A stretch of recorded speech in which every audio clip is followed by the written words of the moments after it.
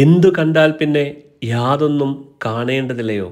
എന്തു കേട്ടാൽ പിന്നെ യാതൊന്നും കേൾക്കേണ്ടതില്ലയോ? എന്തറിഞ്ഞാൽ പിന്നെ യാതൊന്നും അറിയേണ്ടതില്ലയോ? ആ അറിവ് എന്താകുന്നു?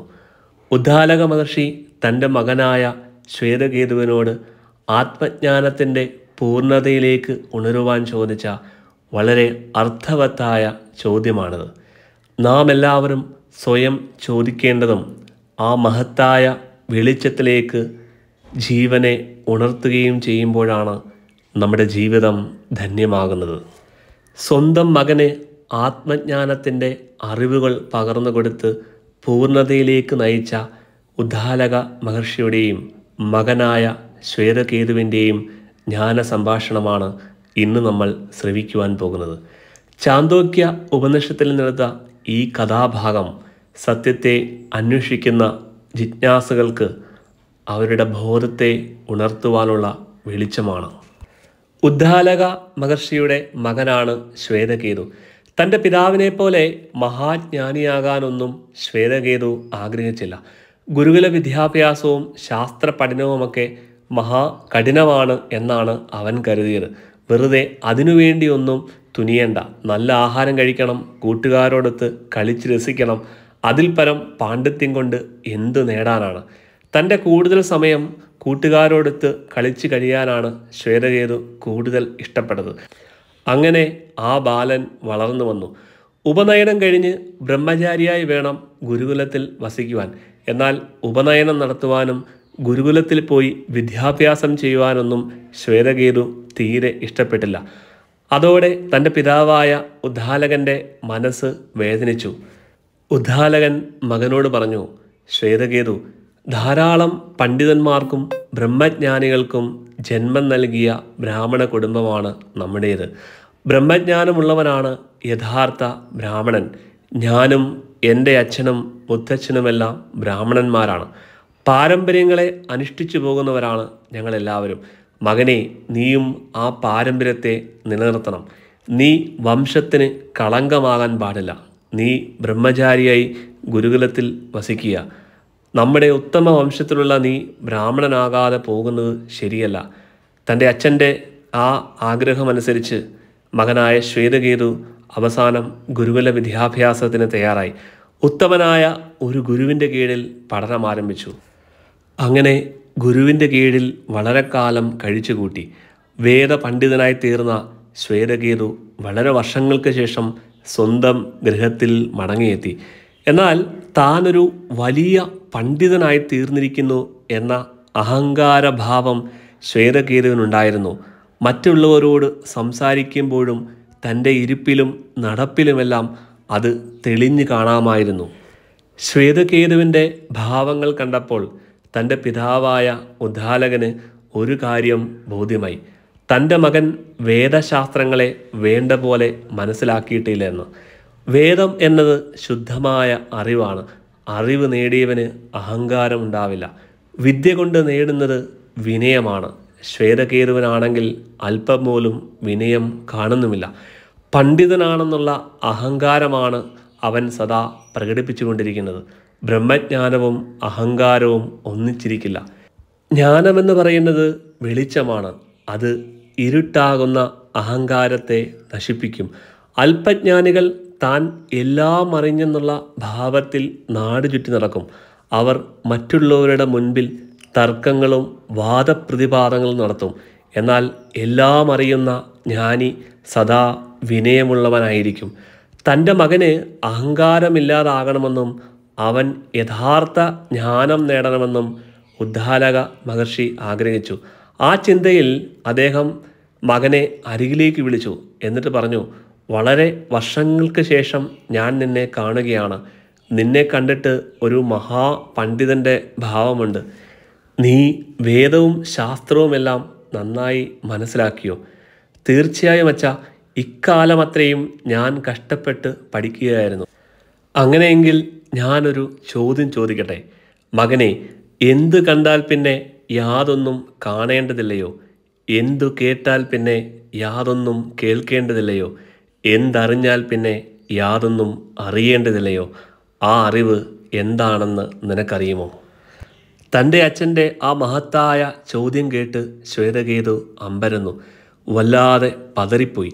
എത്ര ആലോചിച്ചിട്ടും ഒന്നും മനസ്സിലായില്ല. ഇങ്ങനെയും ഒരു അറിവുണ്ടോ?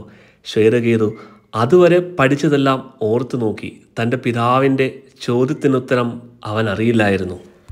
മകൻ്റെ ദയനീയ അവസ്ഥ കണ്ട് ഉദ്ദാലകൻ ചോദ്യം കുറേ കൂടി ലളിതമായി വിശദീകരിച്ചു. നീ പലതരത്തിലുള്ള സ്വർണ്ണാഭരണങ്ങൾ കണ്ടിട്ടില്ലേ? വള, മോതിരം, കമ്മൽ എന്നിങ്ങനെ ബഹുവിധം ആഭരണങ്ങൾ സ്വർണം കൊണ്ട് ഉണ്ടാക്കിയവയാണ്. എന്നാൽ ഇവയെല്ലാം ഉരുക്കിയാൽ അവ സ്വർണം മാത്രമായി മാറും. വളയും മാലയും ആകുന്നതിന് മുൻപ് അവ സ്വർണം മാത്രമായിരുന്നു.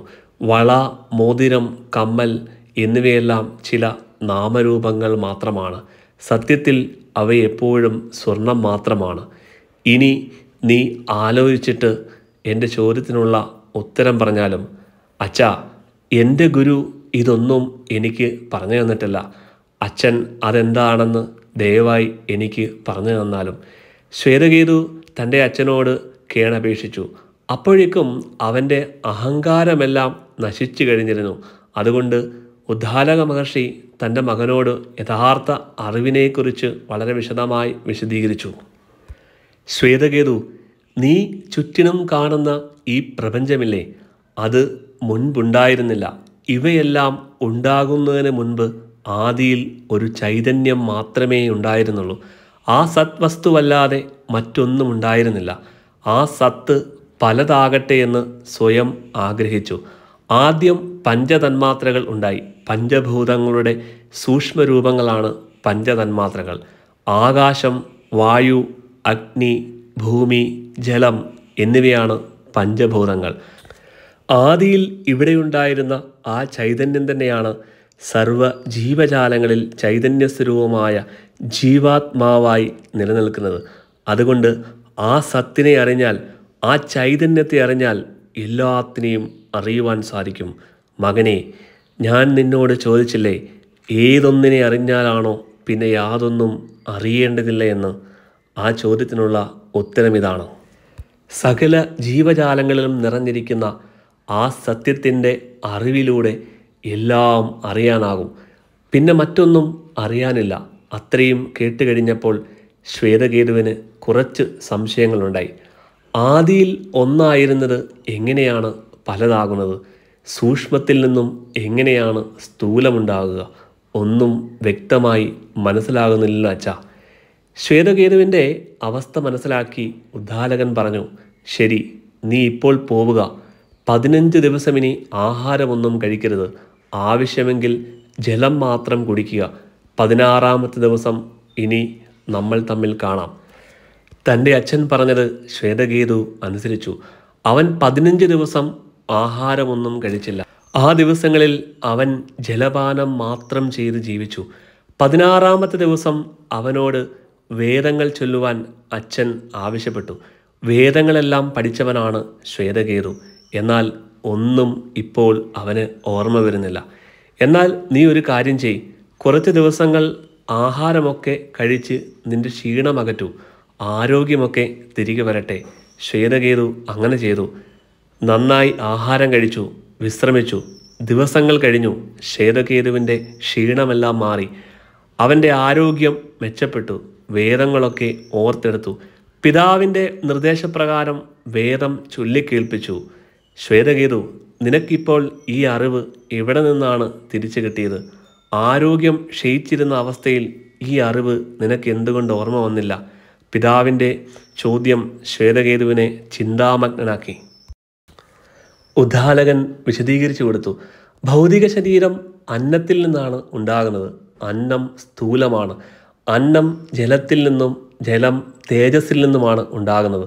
അതായത് അന്നത്തിൻ്റെ സൂക്ഷ്മഭാവം ജലവും ജലത്തിൻ്റെ സൂക്ഷ്മഭാവം തേജസ്സുമാണ്. ഈ തേജസ് ഉണ്ടാകുന്നത് സത്തിൽ നിന്നുമാണ്. സത്തിന് ഉൽപ്പത്തിയില്ല, നാശവുമില്ല. സകല അറിവിൻ്റെയും മൂലകാരണം സത്താണ്. മനസ്സും ഭൗതികമാണ്. ശരീരസംബന്ധത്താൽ മനസ്സ് ആഹാരത്തിൽ നിന്നാണ് പുഷ്ടി നേടുന്നത്. ശരീരത്തിനും മനസ്സിനും ആവശ്യമായ ഊർജം ആഹാരത്തിൽ നിന്നുമാണ് കിട്ടുന്നത്. മനസ്സിന് ശരീരത്തെ ആശ്രയിക്കാതെ സ്വതന്ത്രമായി പൊട്ടിപ്പെടുവാൻ ആകുന്നില്ല. ആഹാരത്തിൻ്റെ സൂക്ഷ്മാംശം പരിണമിച്ചുണ്ടാകുന്ന മനസ്സിന് ആഹാര സംബന്ധമായ ക്ഷീണവും പുഷ്ടിയും വരാം. അതുകൊണ്ട് ആഹാരമില്ലാതെ ശരീരം ക്ഷീണിക്കുമ്പോൾ മനസ്സും ക്ഷീണിക്കും.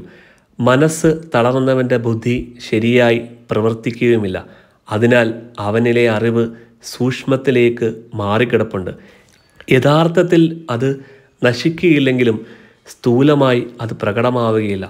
എല്ലാ അറിവിൻ്റെയും മൂലകാരണം സത്ത് തന്നെയാണ്. ആ സത്ത് തന്നെയാണ് ആത്മരൂപേണ എല്ലാത്തിലും വ്യാപിച്ചിരിക്കുന്നത്. അത് അഖണ്ഡമാണ്, ആനന്ദസ്വരൂപമാണ്. യഥാർത്ഥത്തിൽ ഈ സത്താണ് മനുഷ്യൻ്റെ സ്വന്തം സ്വരൂപം. തൻ്റെ സ്വരൂപത്തെ അറിയുന്നവന് ആനന്ദാനുഭൂതി ഉണ്ടാകും. ആ ആനന്ദാനുഭൂതിയിൽ ലയിച്ച് ആത്മാവാകുന്ന സത്യവുമായി ഏകീഭവിക്കുന്നതാണ് യഥാർത്ഥ സുഖം. എല്ലാത്തിലും നിറഞ്ഞിരിക്കുന്ന ആ ആത്മസത്ത ശ്വേതകേതു നിന്നിലുമുണ്ട്. ആ സത്ത് നീ തന്നെയാകുന്നു. ആനന്ദസ്വരൂപമായ ആ ആത്മാവ് നീ തന്നെയാകുന്നു. തത്വമസി, അത് നീ തന്നെയാകുന്നു. ജീവാത്മാവിനെയും പരമാത്മാവിനെയും കുറിച്ചുള്ള അനേകം തത്വങ്ങൾ ശ്വേതകേതുവിന് പിതാവ് വിശദീകരിച്ചു കൊടുത്തു. എന്നിട്ട് അവനോട് ഒരു പേരാൽ വിത്ത് കൊണ്ടുവരാൻ ആവശ്യപ്പെട്ടു. ശ്വേതകേതു ഒരു പേരാൽ വിത്ത് കൊണ്ടുവന്ന് അച്ഛനെ കാണിച്ചു. ശരി, അതൊന്ന് പൊളിച്ചു നോക്കൂ. അതിൽ നീ കാണുന്നത് എന്താണ്? ശ്വേതകേതു പേരാൽ വിത്ത് പൊളിച്ചു നോക്കി. അണുക്കളെ പോലെ ചെറിയ ചെറിയ വിത്തുകൾ കാണുന്നു. ശരി, അതിലൊന്നെടുത്ത് പൊളിച്ചു നോക്കൂ. ശ്വേതകേതു അതും പൊളിച്ചു നോക്കി. ഇപ്പോൾ എന്ത് കാണുന്നു? ഉദ്ധാലകൻ ചോദിച്ചു. ഇതിലൊന്നും തന്നെ കാണുന്നില്ല. നീ വിത്തിൽ ഒന്നും കാണുന്നില്ലെങ്കിലും അതിൽ പേരാലിൻ്റെ ബീജമായി ചെറിയൊരു അംശമുണ്ട്. ആ ചെറിയ ബീജമാണ് വലിയ വൃക്ഷമായി വളരുന്നത്. ഇതുപോലെയാണ് സൂക്ഷ്മത്തിൽ നിന്നും സ്ഥൂലമുണ്ടാകുന്നത്. സൂക്ഷ്മമായ ആത്മാവ് നാനാരൂപങ്ങളോട് കൂടിയ സ്ഥൂല പ്രപഞ്ചമായി മാറുന്നു. ശ്വേതകേതുവിന് വീണ്ടും ഒരു സംശയമുണ്ടായി. സത്തായ ആത്മാവാണ് പ്രപഞ്ചത്തിലെ എല്ലാത്തിനും കാരണമെങ്കിൽ അതിനെ പ്രത്യക്ഷത്തിൽ കാണാൻ കഴിയാത്തത് എന്തുകൊണ്ടാണ്? ഉദ്ധാലകൻ പറഞ്ഞു, മകനെ, നീ ഒരു പാത്രത്തിൽ ജലമെടുത്തിട്ട് അതിൽ കുറച്ച് ഉപ്പിടണം. എന്നിട്ട് അത് എടുത്തുകൊണ്ട് വരണം. ശ്വേതകേതു അപ്രകാരം ചെയ്തു. പിറ്റേ ദിവസം ഉപ്പിട്ട ജലവുമായി അച്ഛൻ്റെ അടുത്തെത്തി. മകനെ, ഇന്നലെ ഈ വെള്ളത്തിലിട്ട ഉപ്പ് എവിടെ പോയി? അത് കാണുന്നില്ല. ഈ വെള്ളം അല്പമെടുത്ത് നീയൊന്ന് രുചിച്ചു നോക്കൂ. ശ്വേതകേതു അല്പം ജലമെടുത്ത് രുചിച്ചു നോക്കി. അച്ഛാ, ഇത് ഉപ്പ് രസമുള്ളതാണ്. നീ ഇന്നലെ ജലത്തിലിട്ട ഉപ്പ് ഇപ്പോഴും അവിടെ തന്നെയുണ്ട്. പക്ഷേ വെള്ളത്തിലെ ഉപ്പ് നിനക്ക് കാണാൻ കഴിയുന്നില്ല എന്ന് മാത്രം. എങ്കിലും അത് രുചിച്ചു നോക്കിയാൽ ഉപ്പിനെ അറിയാമല്ലോ. അതുപോലെ ഓരോ ശരീരത്തിലുള്ള ആത്മാവിനെ നമുക്ക് കാണുവാൻ കഴിയില്ലെങ്കിലും മറ്റു വിധത്തിൽ അതിനെ അനുഭവിക്കാൻ കഴിയും. ശ്വേതകേതുവിന് ഒരു സംശയം കൂടി ബാക്കി നിന്നു. അച്ഛാ, വെള്ളത്തിലെ ഉപ്പിനെ സ്വാദ് കൊണ്ടറിയുന്നത് പോലെ ആത്മാവിനെ എന്തുകൊണ്ടാണ് അറിയാൻ കഴിയുക? അതിനുള്ള ഉത്തരമായി ശ്വേതകേതു പറഞ്ഞു, കള്ളന്മാർ ഒരുവനെ പിടികൂടി അവൻ്റെ കണ്ണ് കെട്ടി കാട്ടിൽ കൊണ്ടുവിട്ടിട്ട് കടന്നു കളഞ്ഞു എന്നിരിക്കട്ടെ. അവൻ്റെ അവസ്ഥ ഒന്ന് ആലോചിച്ച് നോക്കൂ. വഴിയറിയാതെയും സഹായിക്കാൻ ആരുമില്ലാതെയും കാടിൻ്റെ ഉള്ളിൽ എത്രമാത്രം അവന് വിഷമിച്ച് നിൽക്കേണ്ടി വരും. ആ വഴി വരുന്ന ദയാലുവായ ഒരാൾ അവൻ്റെ കെട്ടടിച്ച് അവനെ ആശ്വസിപ്പിച്ച് സ്വന്തം നാട്ടിലേക്കുള്ള വഴി കാണിച്ച് കൊടുക്കുന്നത് പോലെ ശ്രേഷ്ഠനായ ഒരു ഗുരുവിൻ്റെ സഹായത്താൽ ആത്മാവിനെ തിരിച്ചറിയാനാകും. സ്വന്തം സ്വരൂപത്തെ തിരിച്ചറിഞ്ഞ് ആനന്ദിക്കുന്നവന് പിന്നെ ഒരു ദുഃഖവും ഉണ്ടാവുകയില്ല. ശ്വേതകേതുവിൻ്റെ സംശയങ്ങളെല്ലാം ഉദ്ധാലകൻ ഉപദേശിച്ച് ഇല്ലാതെയാക്കി. എല്ലാത്തിലും നിറഞ്ഞിരിക്കുന്ന ആ സത്ത ആത്മാവ് തന്നെയാണ് എന്നറിഞ്ഞ് ശ്വേതകേതു സംതൃപ്തനായി. അങ്ങനെ തൻ്റെ പിതാവിൻ്റെ ആത്മതത്വങ്ങൾ ഉദ്ധാലകൻ്റെ ഉള്ളിലെ അജ്ഞാനത്തെ പൂർണ്ണമായി ഇല്ലാതെയാക്കി. പവിത്രമായ ഈ മഹാജ്ഞാനത്തെ നേടുവാൻ ഭൂമിയിലേക്ക് ജന്മമെടുത്ത് വന്നവരാണ് നാം ഓരോരുത്തരും. അതിനാൽ ഈ മഹത്തായ അറിവിനെ സ്വീകരിച്ച് തത്വമസി എന്ന മഹാമന്ത്രം നമ്മുടെ ഉള്ളിൽ ഉറപ്പിച്ച് സ്വന്തം സ്വരൂപത്തെ തിരിച്ചറിഞ്ഞാലും തത്വമസി, അത് നീ തന്നെയാകുന്നു.